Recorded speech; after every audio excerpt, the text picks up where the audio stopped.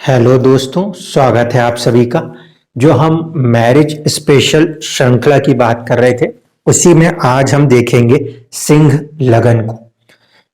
कल मैंने कर्क लगन की वीडियो भी दी थी, वहां भी मैंने एक शब्द यूज किया था कि सिंह लगन और कर्क लगन में ज्यादातर लोगों का यह मानना है कि मैरिड लाइफ जो है वो डिस्टर्ब्ड रहती है।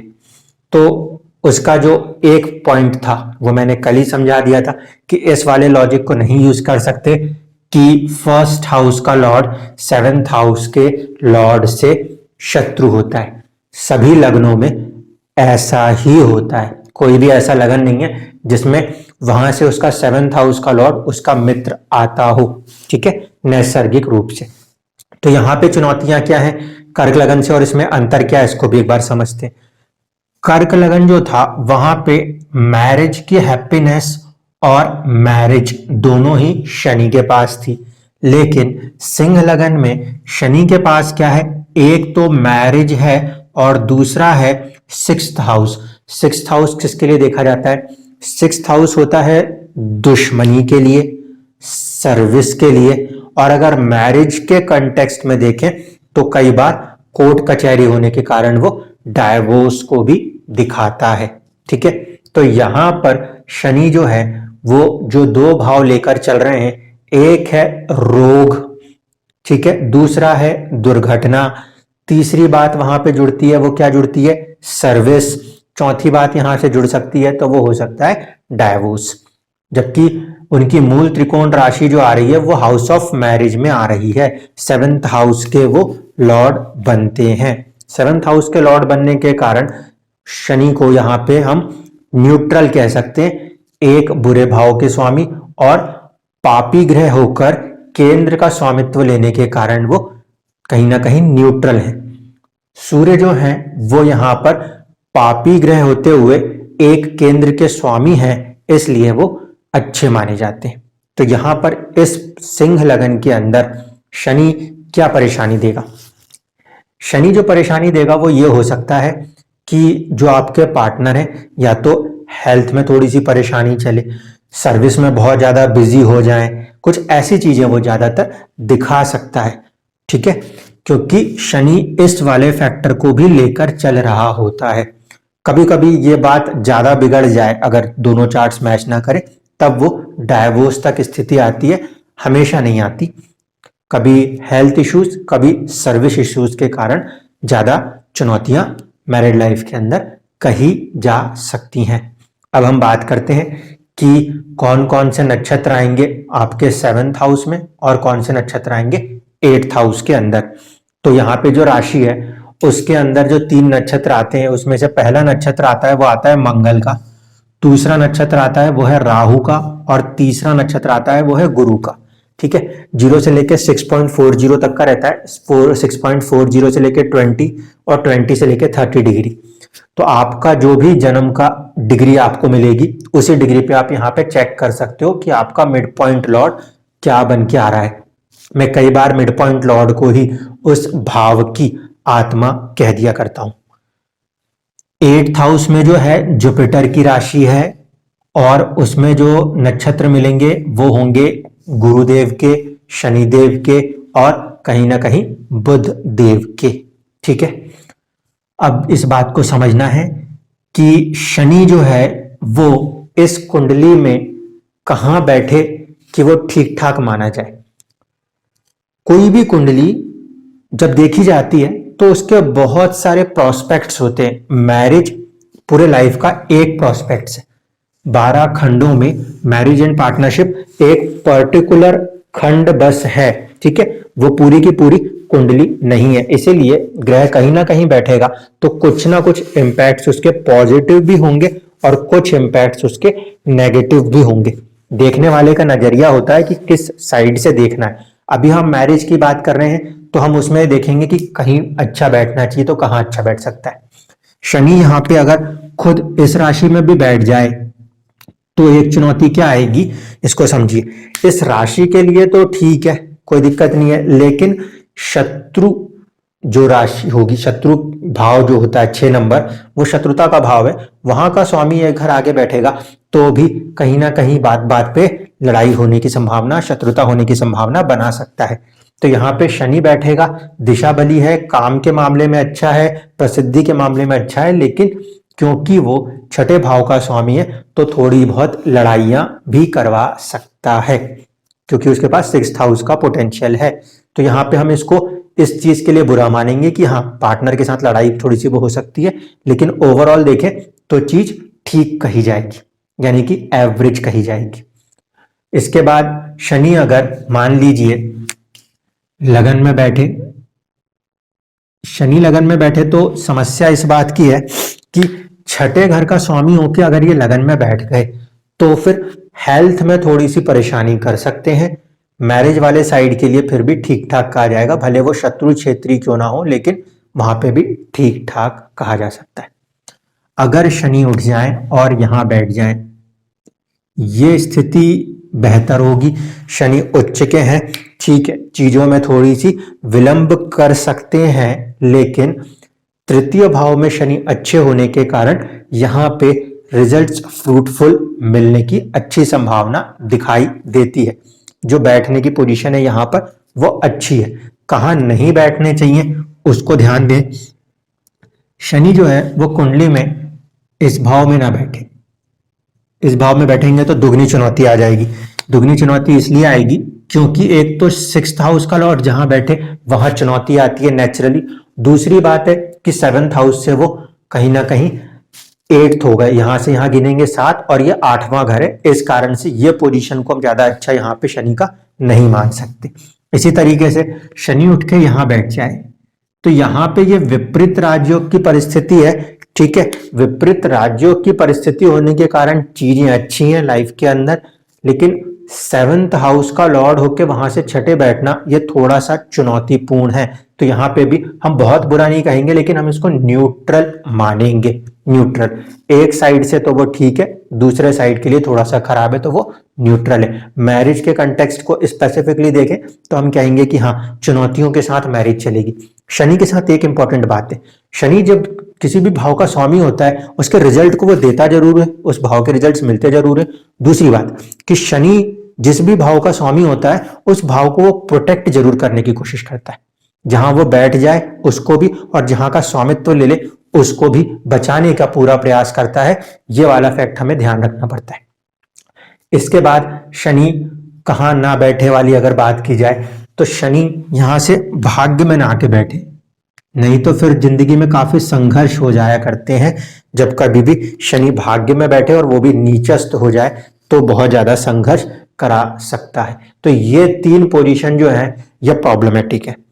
मेरा जो पर्सनल एक अनुभव रहा है वो भी आपको बता दे रहा हूं। उसमें शनि जो है वो इस भाव में आके बैठा, ठीक है, शनि इस भाव में आके बैठा, उसने नक्षत्र उठा लिया, केतु का नक्षत्र था, मूला नक्षत्र। इस नक्षत्र में केतु के शनि के बैठने के कारण भी मैरिज को काफी हद तक चुनौतियां देखने को मिली, ठीक है। ये हमेशा हो ऐसा तो नहीं, लेकिन क्योंकि ऑब्जर्वेशन में आया है इसलिए ये चीज बोल रहा हूं कि शनि यहां पे बैठा है और स्पेसिफिकली अगर वो मूला नक्षत्र में आ गया है तो फिर मैरिज लाइफ के अंदर एक चैलेंज देने में सक्षम है। जबकि उस पर्टिकुलर केस में सूर्य और राहु भी 7th हाउस में बैठे हैं, जो भी एक कारण बनते हैं। इसके बाद शनि के बाद हमें देखना है कि ये 3 ग्रहों की स्थिति क्या है। तो ये 3 ग्रह जो है वो कहां नहीं होने चाहिए, वो नहीं होने चाहिए आपके इस भाव में। यहां पे अगर हम देखें तो मंगल यहां नीच के हो जाएंगे, उसके बाद राहु का तो कुछ नहीं होगा, गुरु उच्च के जरूर होंगे, लेकिन ये मैरिज को डिस्टर्ब करने में सक्षम होंगे। इसी तरीके से यहां पर अगर मंगल, गुरु या राहु बैठ जाए तो भी चुनौती बन जाएगी। यहां पर अगर मंगल, गुरु या राहु बैठ जाए तो भी चुनौती हो जाएंगी। वो तब जब वो इस हाउस के मिड पॉइंट लॉर्ड बनते हो तब।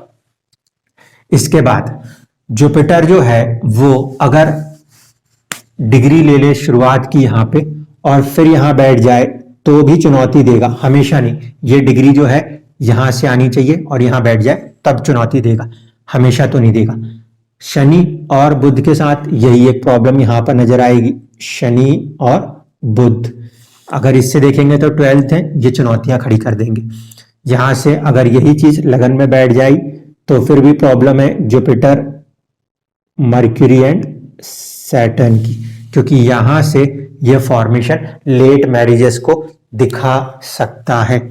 इसके बाद देखें इससे यहां वाली स्थिति, यहां पे अगर आपको जुपिटर या मर्क्यूरी या फिर सैटर्न दिखाई दे तो भी एक चुनौती नजर आ सकती है, क्योंकि यहां से यहां पे बैठे हुए ये मैरिज को हिट नहीं कर रहा है डायरेक्टली, ये मैरिज की हैप्पीनेस को हिट कर रहा है। ये 8th हाउस मैरिज को डायरेक्टली हिट नहीं करता, मैरिज की हैप्पीनेस को हिट करता है। इसका लॉर्ड है जुपिटर, तो जुपिटर की प्लेसमेंट भी कई बार इन चीजों को कंट्रोल करने में देखी जाती है। जैसे कि यहाँ का स्वामी होके गुरु यहां बैठ जाए तो इसके पॉइंट से देखेंगे तो ठीक है, ये बहुत ज्यादा कंफ्यूजिंग वाली चीज लगेगी। देखो यहाँ का ये लॉर्ड है जुपिटर, ये यहां बैठ जाए तो ठीक है, लेकिन अगर वो यहाँ का मिड पॉइंट लॉर्ड होके बैठा है यहाँ पे तो खराब है। इसलिए अंदर आपको डिग्री चेक करना कंपलसरी है, ये बात हमेशा ध्यान रखना। ये गुरु कहां कहां ना बैठे, ये गुरु कोशिश हो कि यहां ना बैठे, क्योंकि जनरल हैप्पीनेस के लिए लेके आएंगे तो ये उसको डिस्टर्ब कर सकता है। ये गुरु और कहां ना बैठे, ये गुरु यहां ना बैठे, ये गुरु यहां बैठेगा तो भी परेशानी कारण बन सकता है। ये गुरु उठ के अगर यहां आके बैठ जाए तो भी अपनी राशि से 12th होने के कारण एक चुनौती लेकर आ सकता है। जब ये गुरु आपको यहाँ का स्वामी होकर यहाँ नजर आए तो ये मान के चलना है कि आफ्टर मैरिज जो है वो कहीं ना कहीं जिंदगी में कुछ बदलाव आने वाले हैं, क्योंकि ये ट्रांसफॉर्मेशन का हाउस है और ये मैरिज के साथ कनेक्ट हो गया है। ठीक है, किसी भी कुंडली में 8th हाउस का लॉर्ड जब भी 7th हाउस में आके बैठेगा तो आफ्टर मैरिज कोई बदलाव होते ही होते हैं, ये श्योरिटी होती है। अब बात ये कि सिंह लगन में शनि जो है वो प्रॉब्लम करता है, जैसे कि कर्क में हुई थी। लेकिन मैंने एक शब्द यूज किया था प्रैक्टिकल होना, तो एक सवाल उठा था कि भाई प्रैक्टिकल होने से क्या अर्थ है। देखिए यहाँ पे अब 2 शब्द उठेंगे, एक होगा जुपिटर के कारण, वो होता है हमारे लिए विजडम, और एक होता है शनि के लिए, वो होता है प्रैक्टिकल। प्रैक्टिकल से मतलब ये है कि हमें इमोशनल होकर नहीं सोचना है, हमें यथार्थ को मानकर चलना है। ठीक है, इमेजिनेशंस में नहीं काम करना, जो रियलिटीज है, true realities of the life है, उनको पकड़ के चलना होता है, उसे कहते हैं प्रैक्टिकलिटी। ठीक है, और विजडम क्या होता है, विजडम का जस्ट मीनिंग है कि हाँ कहीं पे कुछ लिखा हुआ है, कुछ पढ़ा हुआ है, हमने उसको ऐसे ज्ञान के तौर पे अर्जित किया हुआ है। आपने जो कुछ भी कहीं से भी किसी भी तरीके से सीखा है वो ज्ञान का होना हमारे लिए एक विजडम है। ठीक है, लेकिन हमेशा ज्ञान सही है ये भी जरूरी नहीं, क्योंकि ज्ञान जो है वो एक्वायर होता है और एक्वायर की हुई चीज समय के साथ अगर बदलती है तो फिर उसके ऊपर हम एक्सपीरियंस का टर्म यूज करते हैं। ठीक है, तो यहां पे जैसे इस पर्टिकुलर लगन के अंदर जुपिटर जो है वो विजडम का स्वामी बनेगा, 8th हाउस आपकी हैप्पीनेस आपके विजडम पे काम करेगी। विजडम मतलब जो आपने चीजों को पढ़ा, चीजों को समझा है, उसके ऊपर से आप चीजों को लगाना चाहोगे। लेकिन शनि क्या है, शनि मतलब है यथार्थ, सामने जो चीज दिख रही है उसको देखकर आपको उसके हिसाब से प्रैक्टिकल रिस्पॉन्स करना होगा। कई बार ऐसा केसेस भी होता है कि भाई सामने वाला पर्सन तो ड्रिंकर है, लेकिन सिचुएशंस ऐसी आ रही हैं कि हम उसके बाद भी उसके साथ कैरी ऑन कर रहे हैं, क्योंकि प्रैक्टिकलिटी क्या है, एक चीज है विजडम, विजडम ये कहेगी कि नहीं इस चीज को नहीं करना है, रोकना है कि नहीं रोकना है, लेकिन प्रैक्टिकलिटी में सामने वाला फिर कई बार प्रॉब्लम का कारण बनता है। तो आपको सिचुएशन को देखकर प्रैक्टिकल होना पड़ेगा, यथार्थ होना पड़ेगा कि हाँ ये चीज ऐसी होती है तो मुझे इसको इस तरीके से देखना है। यहाँ पे शनि के साथ एक फैक्टर बहुत ही क्रूशियल है, शनि कभी भी डे ड्रीमिंग वाला प्लेनेट नहीं है। आप उसको इस तरीके से नहीं सोच पाओगे कि हाँ मैं इसको ऐसे इमेजिन करूं, मैं उसको वैसे इमेजिन करूं। क्यों? क्योंकि शनि एक जिंदगी है, शनि अपने आप में हार्ड वर्क है। अब आप मुझे एक बात बताओ, क्या हार्ड वर्क जो है वो प्लान होता है? क्योंकि जब हम काम कर रहे होते हैं तो चुनौतियां आती हैं, चुनौतियां आती हैं तो फिर उस समय हम उसके ऊपर उसको देखकर सोचते हैं कि ये चुनौती को इस समय कैसे निकलना है। उसी कहते हैं प्रैक्टिकलिटी, उसे कहते हैं इंसान का तजुर्बा। तो वही चीज डिमांड करता है शनि, चाहे कर्क लगन में हो चाहे वो सिंह लगन में हो। आपको उस समय की जो परिस्थिति है उससे एज अ हार्ड वर्क लेना होता है और उसके अकॉर्डिंगली एक्ट और रिएक्ट करना होता है। उसे कहते हैं प्रैक्टिकलिटी। वहां किताब के ज्ञान पे नहीं, वहां पे परिस्थिति के ज्ञान पे चलना होता है। जो इंसान परिस्थिति के ज्ञान से चल जाएगा उसके लिए कर्क लगन और सिंह लगन में मैरिज लाइफ बहुत बड़ी चुनौती नहीं होने वाली। यहाँ पे हम देख रहे हैं कि ये शत्रु भाव लेके चल रहा है, बीमारी का भाव लेके चल रहा है, ये सारी चीजें लेके चल रहा है। लेकिन अगर हम पहले से चीजों को समझते हुए, संभलते हुए और जिंदगी की हकीकतों को समझते हुए आगे बढ़ते हैं तो फिर इसमें कोई बड़ी चुनौतियां नहीं देखने को मिलती। मैरिज के लिए यहां भी क्योंकि 7th हाउस का लॉर्ड शनि बनता है, तो मैं ये मानता हूं कि 30-35 तक वो बिल्कुल इंसान को प्रैक्टिकली मैच्योर कर देता है। और इसके बाद अगर वो पार्टनर देता है तो बहुत अच्छा है, अगले 30 साल तक के लिए आपको सेफ साइड रखता है। नहीं तो जब कभी भी शनि की दशा चल रही है और वो गोचर करते करते आपके कुंडली में इस भाव से आके बैठ गया, याद रखिए अगर आपकी मैरिज हो चुकी है और आपका शनि गोचर करते करते इस भाव से आगे बैठ गया तो ये 2.5 साल जो है उस मैरिटल लाइफ को बहुत बुरी तरीके से बर्बाद कर सकता है। इतनी कैपेसिटी यहां पे खड़ी हो जाती है। इसीलिए शनि यहां से क्रॉस करेगा तो फिर 30 साल लग जाएंगे। इसलिए अगर शनि यहां से क्रॉस कर जाता है इसके बाद ही मैरिजेस इस पर्टिकुलर लगन के अंदर ज्यादा फ्रूटफुल देखने को मिली है, क्योंकि फिर वो एक स्मूथ तरीके से चलने की कुछ गारंटी दे सकती है। अन्यथा कई बार जल्दी की हुई शादियां जो है वो जब शनि यहां गोचर कर रहा होता है तो बहुत ज्यादा संघर्ष ला देती हैं, और एक बार संघर्ष खड़ा हुआ तो फिर आप समझ सकते हो कि बुरी चीज एक बार मन में बैठ गई तो बहुत लंबे समय तक चलती है, फिर उसको मिटा पाना बहुत आसान नहीं रह जाता। इसलिए यहां पर भी मैरिजेस अगर थोड़ा सा लेट हो रही हैं, 30+ में भी हो रही हैं, 33-36 तक भी हो रही हैं, तो आपको परेशान होने की जरूरत नहीं है। बस ये है कि शनि इस पर्टिकुलर 6th हाउस जहां पे 10 नंबर लिखा है इसे क्रॉस कर दे, इसके बाद हम कह सकते हैं कि हाँ चीजें स्मूथ रह सकती हैं।